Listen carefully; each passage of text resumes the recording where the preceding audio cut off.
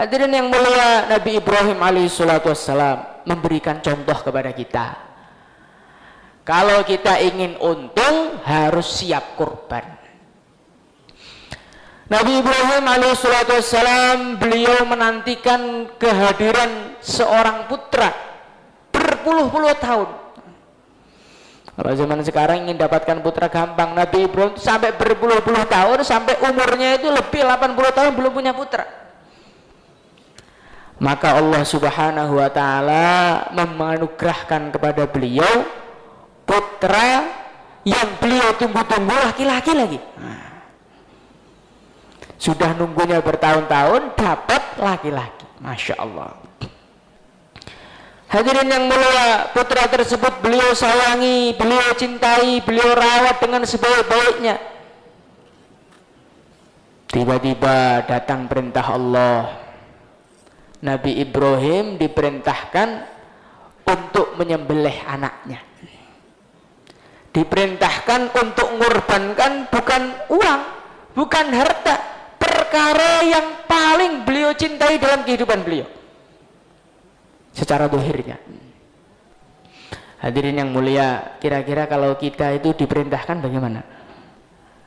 Gak usah nyembelih anak, nyembelih kambing aja kita masih mikir-mikir. Masya Allah, nih kurban cari kambing yang paling kecil, paling kurus, paling murah, dan cari uang yang paling sisa, yang kira-kira sudah nggak ada yang minta lagi, dompetnya sudah nggak cukup lagi, baru itu beli kambing.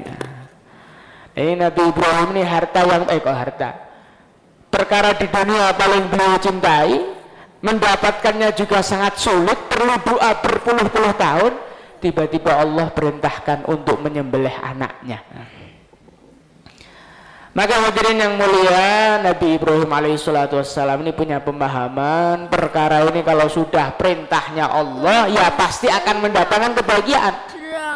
Walaupun sepertinya nyawa anak harus melayang, walaupun sepertinya diri kita harus berpisah dengan anaknya, terus gak apa-apa, ini perintah Allah. Maka Nabi Ibrahim ini mengatakan kepada putranya, Inni ara fil manami anni azbahuka fanzur madza tara. Beliau mengatakan, wahai anakku, saya ini mimpi. Di dalam mimpi saya melihat saya ini menyembelih kamu. Bagaimana pendapat kamu? Hadirin yang mulia, kira-kira kalau kita ngomong sama anak kita gimana, Pak? Nak, saya ini diperintahkan untuk nyembelih kamu. Maka anaknya belum jawab, anaknya malah ganti nyembelih kita. Ini bapak nggak tahu diuntung udah punya anak, kok anaknya mau bisa apa ini? Hadirin yang mulia, ternyata Nabi Ismail ini juga tidak kalah semangatnya sama Nabi Ibrahim. Qala ya abati fa'al ma tu'mar satajiduni insya'allahu minas sabirin. Oh, engkau mendapatkan perintah untuk nyembelih saya, toh? Ya silahkan sembelihlah saya. Insya Allah engkau menemukan saya termasuk orang-orang yang sabar.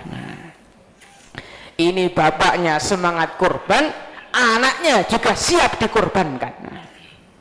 Hadirin yang mulia, ketika bapaknya siap kurban, anaknya siap dikorbankan, maka hadirin yang mulia, akhirnya beliau berangkat untuk menyembelih putranya.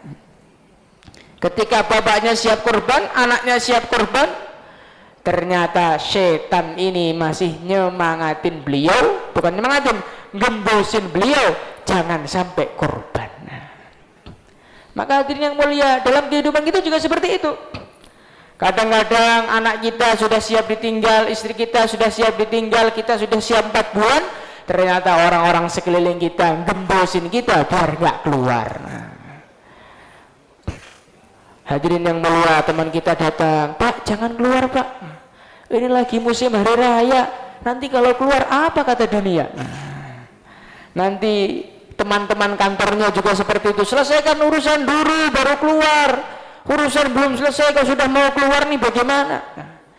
Hadirin yang mulia, Nabi Ibrahim mencontohkan kepada kita, dikala kita semangat kurban, kok ada orang menghalang-halangi, sikap kita bagaimana? Lempari saja dengan batu, hadirin. Sebagaimana Nabi Ibrahim, setan ganggu dilempari dengan batu. akhirnya dijadikan satu amalan dalam Islam, ngelempar jumroh. Maka akhirnya Nabi Ibrahim tetap nekat, anaknya pun nekat juga berangkat untuk nyembelih anaknya. Ketika Nabi Ismail sudah disiapkan untuk disembelih, Nabi Ibrahim pun sudah siap untuk menyembelih. Tiba-tiba datanglah pertolongan Allah, putra tadi diganti dengan seekor kambing yang terbesar, terbaik dan termulia, yaitu kambingnya Sayyidina Habil radhiyallahu anhu, putranya Nabi Adam alaihissalam. Hadirin yang mulia, ketika Nabi Ismail tadi siap dikorbankan, bapaknya siap korban, bukan anaknya nyawanya melayang, malah diganti kambing. Bukan hanya itu saja, akhirnya malah anaknya tadi dijadikan nabi oleh Allah Subhanahu wa taala. Bukan hanya itu saja, akhirnya anak cucunya dijadikan orang-orang soleh dan termasuk pimpinannya baginda Nabi Muhammad sallallahu alaihi wasallam. Ini adalah putra, anak keturunan dari anaknya Nabi Ibrahim yang siap disembelih. Maka hadirin yang mulia, para ulama itu mengatakan, apa yang engkau korbankan untuk agama, dari situlah Allah akan mendatangkan keberkahan. Kalau kita mengorbankan rumah kita untuk agama, ya Allah Subhanahu wa taala akan menurunkan barokah dari rumah kita. Kalau yang kita korbankan itu anak kita, ya Allah akan keluarkan dari anak kita perkara-perkara yang dibarokai oleh Allah. Kalau yang kita korbankan itu uang kita, ya Allah akan menurunkan barokah-barokah sebab uang. Kalau yang kita korbankan itu nyawa kita, diri kita, dan harta kita, ya Allah Subhanahu wa taala akan menurunkan barokah dari diri kita dan dari harta kita. Dan Nabi Ibrahim ini semuanya itu dikorbankan semua. Istrinya dikorbankan, ditinggal di padang pasir, anaknya dikorbankan, disembelih, beliaunya sendiri juga korban.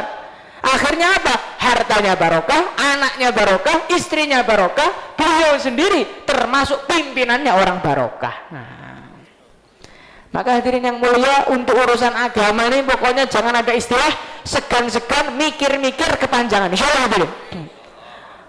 Semakin barang itu kita cintai, harus semakin kita korbankan untuk agama. Allah Subhanahu wa taala berfirman, "Lan tanalul birra hatta tunfiqu mimma tuhibbun." Sekali-kali engkau tidak akan mendapatkan kebaikan sehingga engkau mengorbankan apa yang paling kita cintai.